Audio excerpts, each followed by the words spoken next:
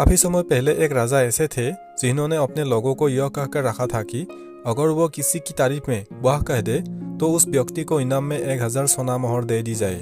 हालांकि यह राजा इतनी आसानी से किसी की बातों से या काम से प्रभावित नहीं होता था, इसलिए उसके आदमियों को कभी किसी को सोना मोहर देने की नौबत आई ही नहीं। एक बार राजा अपने आदमियों के साथ शिकार करने के लिए जंगल जा रहा था। 20 सफर में एक बूढ़े आदमी का घर आया। राजा ने देखा कि उस बूढ़ा आदमी उम्र में 90 साल से भी ज्यादा लग रहा है।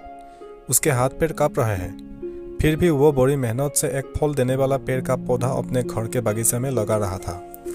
राजा को उस बूढ़े आदमी को ऐसा करते हुए देख बहुत आश्चर्य हुआ।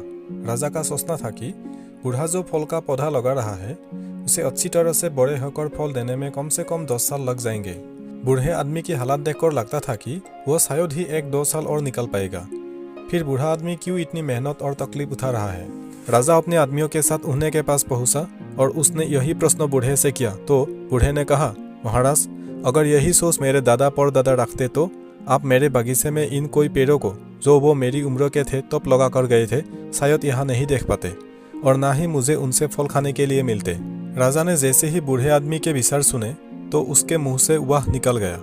राजा के आदमियों ने राजा के मुंह से वाह शब्द सुनते ही उस बूढ़े आदमी को 1000 सोना मोहरों की थैली इनाम के रूप में दे दी। 1000 सोना मोहरे पाकर बूढ़ा आदमी बहुत खुश हो गया और उसने कहा कि देखिए महाराज, आप कहते थे कि यह पौधा मुझे शायद फल नहीं दे पाएगा, लेकिन इस पौधे ने तो मुझे आज ही सोना मोहरों के रूप में फल दे दिया। बूढ़े आदमी के सकारात्मक विचारों से प्रभावित होकर राजा ने फिर से 2 बार वाह वाह बोला। राजा के आदमियों को तो आदेश के अनुसार हर वाह शब्द के लिए 1000 सोना मोहरे देनी थी, इसलिए उन्होंने बूढ़े आदमी को 2000 सोना मोहरे और दे दी।